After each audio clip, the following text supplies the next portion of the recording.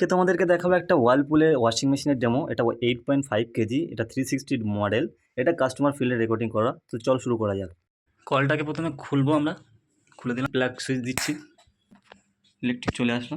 তারপর এখানে আপনার পাওয়ার বাটন আছে, এখানে প্রোগ্রাম বাটন আছে, আর এখানে স্টার্ট বাটন আছে।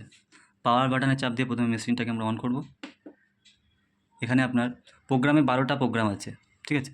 ডেইলি ওয়াশ আছে, হেভি ওয়াশ আছে, ডেলিকেট আছে, হোয়াইট আছে, এমনভাবে 12টা প্রোগ্রাম আছে। হ্যাঁ বলছি, ডেলিতে আপনি পার ডে আমরা যেসব জামা কাপড়গুলো ইউজ করি সেগুলো আপনি কাচতে পারেন ডেলিতে দিয়ে, ঠিক আছে। হেভিতে দিয়ে আপনি মোটা যেসব কাপড়গুলো, যেমন জিন্সের প্যান্ট, জিন্সের শার্ট, মোটা কাপড়গুলো আপনি হেভিতে দিয়ে কাচবেন। আচ্ছা, ডেলিকেটে দিয়ে আপনি P3 মানে ডেলিকেটে দিয়ে পাতলা কাপড়, শাড়ি বা বাচ্চাদের পাতলা কাপড়গুলো কাচবেন। হোয়াইটে শুধু হোয়াইট আলাদা একটা প্রোগ্রাম দেওয়া আছে। স্টেন ওয়াশ, এখানে অ্যান্টিব্যাকটেরিয়া একটা মানে ব্যাকটেরিয়া রিমুভ করবে। এখানে উলেন্সের, শীতের যেসব উলেন্সের সোয়েটার টোয়েটারগুলো হয় সেগুলো আপনি P7 দিয়ে কাচবেন। P8 দিয়ে বেডশিটগুলো কাচার জন্য আলাদা প্রোগ্রাম দেওয়া আছে। এখানে রিংস অ্যান্ড ড্রাই, শুধুমাত্র P10 জলটা কাপড়টাকে ধোয়া হবে এবং শুকনো করা যাবে, রিংস অ্যান্ড ড্রাই।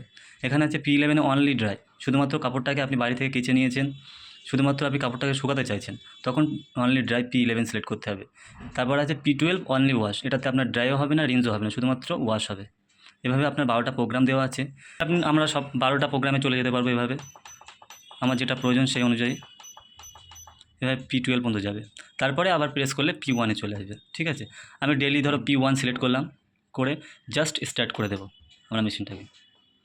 স্টার্ট করে দেওয়ার পরে মেশিনটা অটোমেটিকলি সেন্স করবে এবং এর সাথে সাথে আপনার প্রথমে মেশিনটাকে সোক করবে কাপড়গুলোকে, তারপরে ওয়াশ করবে, তারপরে রিংস করবে, তারপর ড্রাই হয়ে টোটাল প্রোগ্রামটা কমপ্লিট হয়ে যাবে।